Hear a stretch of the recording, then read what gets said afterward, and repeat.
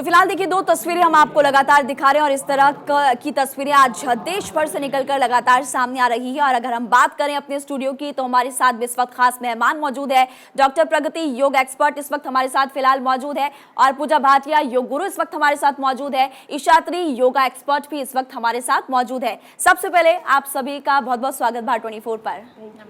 जी, तो अलग अलग जगह की तस्वीरें अलग अलग जगहों से लगातार देखने को मिल रही है। सबसे पहले आप बताइए कि ये जो तस्वीरें हैं, खासा उत्साह आज लोगों में देखने को मिल रहा है। इसके अलावा अगर देखा जाए तो अगर योगा की बात करें तो क्यों योगा हमारी ज़िंदगी में इम्पॉर्टेंट है?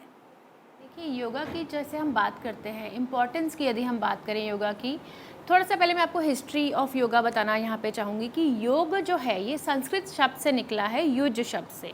अब इसका अर्थ क्या होता है? इसका अर्थ है alignment of mind, body and soul, यानी कि माइंड, बॉडी, मानसिक, शारीरिक और आत्मिक संयोग जो होता है उसे हम योग कहते हैं। अब योग में हम अलग अलग तरह के आसन करते हैं, क्रियाएं करते हैं और इसका बेनिफिट क्या होता है कि हमारा ओवरऑल बॉडी का अलाइनमेंट होता है, मानसिक शांति हमें मिलती है, हमारे शरीर में फ्लेक्सिबिलिटी आती है, लचीलापन आता है।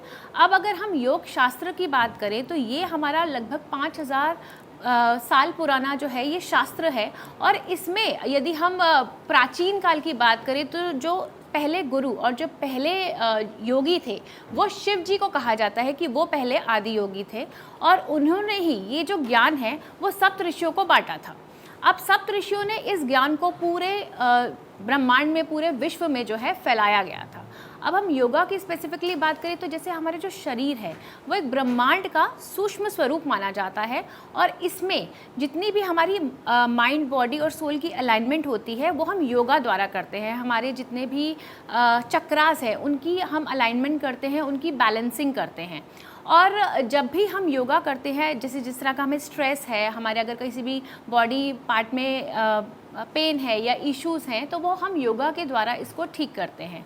अब योगा किस चीज़ों पर आधारित है? अगर हम देखें तो हमारे जिस तरह से कहा जाता है कि 84,000 जीव जंतु हैं इस दुनिया में, इस पृथ्वी पे, तो उसी के हिसाब से कम 84,000 हमारे योगासन भी हैं। लेकिन उनमें से मेन जो हमारे योगासन है वो है सिर्फ 84 मेन आसन और इनको भी हमने आगे 6 कैटेगरीज में कैटेगराइज किया हुआ है। जैसे कि हम योगा करते हैं, कुछ आसन हम बैठ के करते हैं, कुछ खड़े होकर करते हैं, कुछ पेट के बल लेट के करते हैं, कुछ हम पीठ के बल लेट कर करते हैं। इसी तरीके से जो हमारे योगासन जो है, जैसे अगर हम बोलें कि पहला जो हमारे 30 जो योगासन है वो पशु पक्षी के उठने और बैठने के स्टाइल पर आधारित हैं।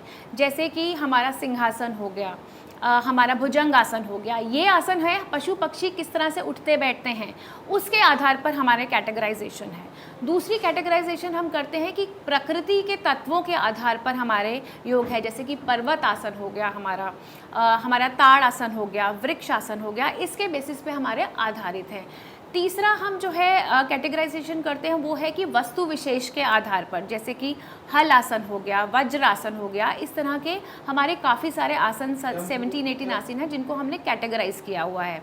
चौथी कैटेगरी जो हम करते हैं वो हम करते हैं कि हम अपने बॉडी पार्ट्स को, यानी कि अंगों की पुष्टि किस तरीके से की जा सकती है उसके आधार पर, जैसे गर्भासन हो गया और हमारा शवासन हो गया, इस तरह से हम अंगों को किस तरह से पुष्ट किया जाता है उसके हिसाब से हम करते हैं। और फाइनली जो है वो हमारी जनरल कैटेगरी के हिसाब से होता है कि बाकी के हमने जो योगासन है, जो 84 योगासन है, उनको जनरली कैटेगरी में हमने कैटेगराइज किया हुआ है।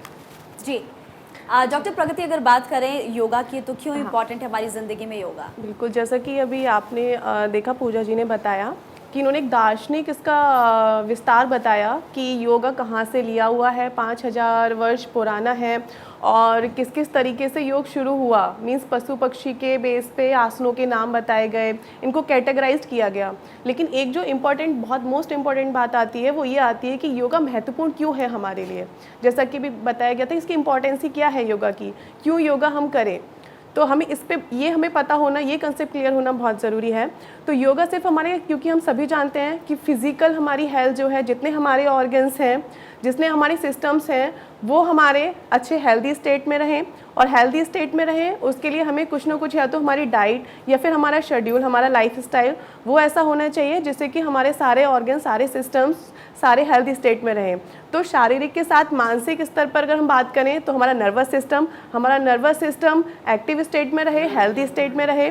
तो हम जिस भी सिचुएशन में हो, जो आज की हमारी लाइफस्टाइल है, जो भी हम किसी भी क्षेत्र में काम कर रहे हैं, तो उसमें हम अब कैसे बैलेंस करें।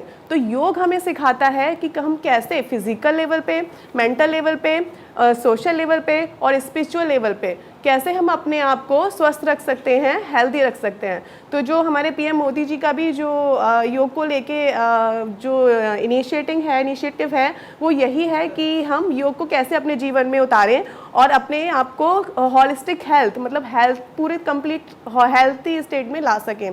तो जो इम्पोर्टेंस है वो यही है योग की, कि हम अपने आप को कैसे हेल्दी रखें, कौन से ऐसे आसन करें जिनको हम दैनिक जीवन में अपने ला सकें और हेल्दी रह सकें। तो आगे हम करते हैं जो हमारे बिगनर्स के लिए हैं, जो भी बताया आपने पूरा अच्छे से क्लेरिफाई किया कि बिगनर्स के लिए कैसे करें, जिन्होंने योगा किया नहीं है वो कैसे योगा कर सकते हैं, या स्पेसिफिकली जो किसी बीमारी से ग्रसित हैं, जिनको कोई प्रॉब्लम है, वो कैसे योगा कर सकते हैं। तो ये एक इनिशिएटिव है योगा का। तो आइए हम बिगिनर्स के लिए देखते हैं कि हम कैसे योगा कर सकते हैं। बिगिनर्स के लिए कौन से ऐसे योग आसन हैं जो हर कोई, हर किसी एज में कर सकता है। तो